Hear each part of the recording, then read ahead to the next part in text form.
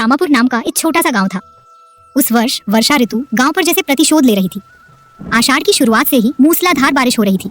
नदी नाले उफान पर थे और पुराने मिट्टी के घरों की दीवारें गीली होकर उखड़ने लगी थी।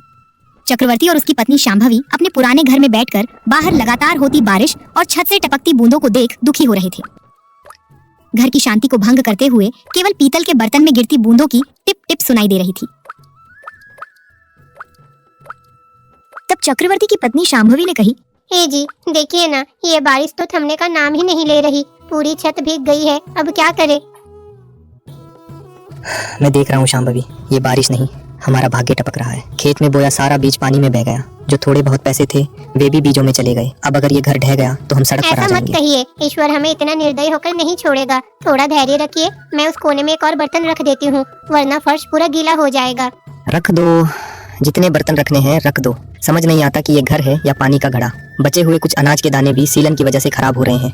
शांभवी पति को दिलासा देते हुए, आप इतना दुखी क्यों होते हैं? पड़ोसन लच्छावा के घर की आधी छत तो उड़ गई है, हमारा घर फिर भी बेहतर है। कम से कम सिर छिपाने के लिए छत तो है। वो छत भी पता नहीं कब तक। उस पश्चिमी दीवार को देखो, वो कभी भी गिर सकती है। इस बारिश में बाहर जाकर सहारा देने के लिए कुछ लकड़ियाँ भी नहीं ला पा रहा हूँ। ठीक उसी समय दरवाजे के सामने एक बैलगाड़ी के रुकने की आवाज आई। चक्रवर्ती और शांभवी ने आश्चर्य से एक दूसरे की ओर देखा। अरे इस मनहूस बारिश और कीचड़ में कौन आया है? अरे शायद कोई मुसीबत में हो, देखिए तो सही। दोनों ने दरवाजा खोला और बाहर देखा। गाड़ी से दो लोग पूरी तरह भीगे हुए और थर थर कांपते हुए नीचे उतरे। उन्हें देखते ही शांभवी का चेहरा खिल उठा, जबकि चक्रवर्ती का चेहरा उतर गया। भैया, भाभी, आप इस बारिश में इस समय? हाँ शांभवी, हम ही हैं। जब शहर से निकले थे तो तब बारिश की एक बूंद भी नहीं थी। इस बारिश के कारण गाड़ी वाले ने आगे जाने से मना कर दिया। इस गांव को पार किए बिना हम अपने गांव नहीं पहुंच सकते। अब हम क्या करें? सुब्बा रायडू गाड़ी वाले को पैसे देते हुए, तभी याद आया कि तुम लोग यहाँ हो, तो सिर छिपाने के लिए चले आए भैया। बुरा मत मानना। अरे भैया, इसमें बुरा मानने वाली क्या बात है? आइए अंदर आइए, आप पूरे भीग गए हैं। दोनों अंदर आए। घर में जगह जगह टपकते पानी और दीवारों की सीलन देखकर पार्वती और सुब्बा रायडू ने एक दूसरे की ओर देखा। भाभी, घर थोड़ा पुराना है, इस बारिश में ऐसे टपक रहा है। आप उस कोने में बैठिए, मैं चूल्हा जलाकर पानी गर्म बैठाती हूँ। मेरी ये पुरानी साड़ी पहन लीजिए। अजी, आप अपनी एक धोती भैया को दीजिए। हाँ ठीक है, उस संदूक में है, देख लो। शांभवी, घर ऐसा क्यों है? शहर में तो ऊंची इमारतें भी इस बारिश को झेल लेती है, गांव के घर इतने कमजोर क्यों है? वाह, आई है तो चुपचाप बैठने के बजाय हमारे घर में कमियां निकाल रही है।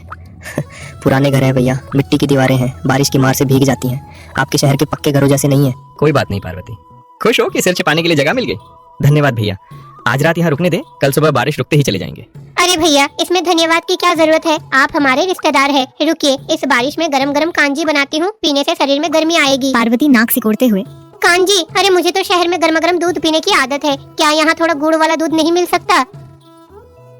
भाभी, इस बारिश में तो दूध दोहना संभव नहीं हो पाया। जो थोड़ा दूध था वो सुबह जमा दिया है। चक्रवर्ती पत्नी को साइड में ले जाके, देखा शांभवी, अपनी भाभी का नखरा। हम यहाँ टपकते घर में रह रहे हैं और उन्हें गर्म दूध चाहिए। जाने दीजिए, शहर की आदतें हैं ना, बेचारी परेशान हो रही है, क्या करे? अगली सुबह बारिश अभी भी जोरों पर थी। जब शांभवी किसी काम से आंगन में आई तो पड़ोसन लच्छावा ने दीवार के ऊपर से झांका। अरे शांभवी, रात को तुम्हारे घर में हलचल हो रही थी, कोई रिश्तेदार आया है क्या? मेरी भाभी और भैया आए हैं, शहर से अपने गांव जा रहे थे, बारिश में फंसकर यहाँ रुक गए। ओहो, इस कड़कती बारिश में टपकते घर में रिश्तेदार, तुम्हें तो अच्छा काम मिल गया। आप ऐसी बातें मत बोलिए, वो मुसीबत में आए हैं। मुसीबत में आए हैं या तुम्हें मुसीबत में डालने आए हैं, किसे पता। मेरे पति कह रहे थे कि वो सुब्बा राउडू इंसान ठीक नहीं है। शहर में व्यापार के नाम में पूरे गांव से कर्ज लेकर खा गया है, अब लेनदार पीछे पड़े हैं तो बचकर भाग रहा है। अरे क्या ये सच है? मैं झूठ क्यों बोलूंगी? उस पार्वती को देखो, गले भर गहने पहनकर घूमती है। वो सब लोगों को लूट कर जमा किया हुआ धन है। तुम जरा सावधान रहना, तुम्हारे घर में जो भी रुपया पैसा है उसे छिपा लो, समझी बेटी? मेरे भैया ऐसे नहीं है, विश्वास मत करो बेटी, ये वो समय है जब रिश्तेदार ही डाकू बन जाते हैं। मुझे जो कहना था मैंने कह दिया। ये कहकर वो अंदर चली गई। शांभवी के मन में डर बैठ गया। लच्छवा की बातें उसके दिमाग को कुरेद रही थीं। जब वो घर के अंदर आई तो सुब्बा रायडू वहाँ नहीं थे, केवल पार्वती एक कोने में बैठी थी। शांभवी घबराकर बोली, भाभी, भैया कहाँ है? वे पूरा घर देखने के लिए आंगन के पीछे गए हैं। ये सोचते हुए वो पीछे की ओर दौड़ी। वहाँ सुब्बा रायडू उनके पुराने अन्न भंडार की दीवारों को टटोलते हुए कुछ ढूंढते हुए दिखाई दिए। शांभवी डर के साथ बोली, भैया क्या कर रहे हैं? कुछ नहीं शांभवी, देख रहा हूँ कि ये पुरानी दीवारें कितनी मजबूत हैं। बारिश में भीगने के बाद भी मजबूती से खड़ी हैं। आखिर हमारे दादाजी का बनवाया घर है। ओहो अच्छा, अंदर आइए, बारिश तेज हो गई है। शांभवी तुरंत अंदर आई और अपनी पैसों की छोटी पोटली और पुरानी चेन को चावल के बर्तन के नीचे छिपा दिया। चक्रवर्ती ने ये सब देख लिया। क्या हुआ शांभवी, तुम इतनी घबराई हुई क्यों हो? हे जी, शायद लच्छावा की बात सच है। भैया पीछे कोठार के पास कुछ ढूंढ रहे हैं। मेरा दिल धड़क रहा है, हमारे रिश्तेदार ही कहीं चोर न बन जाए। मैंने पहले ही कहा था, वे इस बारिश में सिर छिपाने नहीं, हमारा सिर खाने आए हैं। रुको, मैं अभी उससे निपटता हूँ। चक्रवर्ती गुस्से में सुब्बा रायडू के पास गया। बारिश अभी भी हो रही थी और घर में सन्नाटा था। ओ सुब्बा रायडू, तुम्हारे आने का असली कारण क्या है, अभी बताओ। हाँ, क्या हुआ भैया, तुम इतने गुस्से में क्यों हो? हाँ? नाटक मत करो। पूरे गांव में चर्चा है कि तुम शहर में कर्ज करके भागे हो। क्या उन कर्जों को चुकाने के लिए इस बारिश का फायदा उठाकर हमारे घर में चोरी करने आए हो? जल्दी बताओ। हे जी, ये क्या बातें कर रहे हैं? क्या हम चोर हैं? बताइए। तो और क्या भाभी, मेरे पति ने सुबह देखा है, भैया कोठार वाले कमरे में कुछ ढूंढ रहे थे। क्या आप हमारे घर कुछ चुराने आए हैं? शांभवी, तुम भी? ये कहने के लिए तुम्हारी जबान कैसे चली? जबान नहीं, सच बाहर आ रहा है। जब से आए हो घर को चोर की नजर से देख रहे हो। तुम्हारी पत्नी को गर्म दूध चाहिए। क्या हमें कमजोर समझ रखा है? इसी वक्त इसी बारिश में हमारे घर से बाहर निकल जाओ। अरे सांभवी, मुझे माफ कर दो। मैंने शहर की आदत में कुछ कह दिया होगा, लेकिन तुम्हें नीचे दिखाने के लिए नहीं। रुको पार्वती, रो मत। जब हमने गलती नहीं की है तो डरना कैसा? हाँ भैया, तुम जो कह रहे हो वो सच है। मुझ पर शहर में कर्ज है, व्यापार डूब गया है। देखा शांभवी, मान गया। पूरी बात सुनो। मैं कर्ज में हूँ, ये सच है। और मैंने कोठार में कुछ ढूंढा, ये भी सच है। क्या ढूंढ रहे थे भैया? चोरी करने के लिए नहीं शांभवी, ये हमारे पूर्वजों का घर है। मेरे पिताजी ने मरने से पहले मुझसे एक बात कही थी, बेटा अगर कभी परिवार पर कोई बड़ी मुसीबत आए तो हमारे पुराने घर के कोठार में पश्चिमी दीवार के आला के नीचे तीसरी ईंट निकाल कर देखना। हमारे दादाजी ने हमारे लिए कुछ छिपाया है। चक्रवर्ती और शांभवी हैरान रह गए। व्यापार डूबने के बाद मुझे ये बात याद आई। तुमसे मांगने में मुझे शर्म आ रही थी। ये बारिश ईश्वर बनकर आई और मुझे यहाँ रुकने पर मजबूर कर दिया।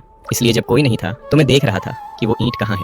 मेरा इरादा चोरी का नहीं, अपने अधिकार, अपने दादाजी की संपत्ति को ढूंढना था। क्या ये सच है? विश्वास नहीं है तो अभी चलिए, मैं आपके सामने ही देखता हूँ। अगर वहाँ कुछ नहीं मिला तो जैसा तुमने कहा, मैं चोर हूँ। इसी बारिश में अपनी पत्नी के साथ चला जाऊंगा। चारों कोठार में गए। बारिश का पानी वहाँ भी टपक रहा था। सुब्बा रायडू सीधे पश्चिमी दीवार के पास गए। वहाँ पुराने आले के नीचे की ईंटें गिनी। 1 2 3। भैया यही वो ईंट है। चक्रवर्ती ने एक कुदाल ली और ईंट को हटाने की कोशिश की। वो आसानी से निकल आई। उसके पीछे खाली जगह में एक पुराने तांबे के लोटे पर ढक्कन लगा था। सबकी धड़कनें तेज हो गईं। सुब्बा रायडू ने कांपते हाथों से वो लोटा निकाला। वो भारी था। ढक्कन खोलने पर उसमें पुराने समय के सोने के सिक्के और एक मोतियों का हार निकला। देखा भैया, मैं चोर नहीं हूँ। ये मेरे दादाजी की मेरे लिए छोड़ी गई संपत्ति है। चक्रवर्ती और शांभवी ने शर्म और पश्चाताप से सिर झुका लिया। बाहर पड़ोसन लच्छावा ये सब खिड़की से देख रही थी। मुझे माफ कर दो भैया, तुम जो मेरे सगे भाई जैसे हो। मैंने पड़ोसियों की बात सुनकर तुम पर शक किया। इस बारिश में आए रिश्तेदार को भगवान की तरह देखना चाहिए था। हाँ भाभी, मुझे भी माफ कर दो। हमारी बुद्धि भ्रष्ट हो गई थी। आप हमारी मदद करने आई और हमने ही आपको बुरा भला कहा। अरे नहीं भैया, आपकी गलती नहीं है, परिस्थितियां ही ऐसी थी। और वैसे भी ये संपत्ति इस घर में मिली है, इसमें आपका भी हक है। नहीं भैया, ऐसा मत कहो। ये तुम्हारे पूर्वजों की कमाई है। तुम्हारी मुश्किलें दूर करने के लिए ही ईश्वर ने तुम्हें इस बारिश के रूप में यहाँ भेजा है। हमें ये पैसा नहीं चाहिए, बस तुम्हारा साथ काफी है। देखा सांभवी, इस बारिश ने क्या किया। इसने हमारी दुख भी दूर किए और तुम्हारे मन का संदेह भी। उस दिन से चक्रवर्ती का मन बदल गया। सुब्बा रायडू ने उन सोने के सिक्कों से न केवल अपना कर्ज चुकाया, बल्कि चक्रवर्ती को घर ठीक करवाने में भी मदद की। दोनों भाइयों की तरह साथ रहने लगे। पड़ोसन लच्छावा यह देखकर जलती रही कि उसकी चुगली काम नहीं आई और वे लोग आपस में मिल गए।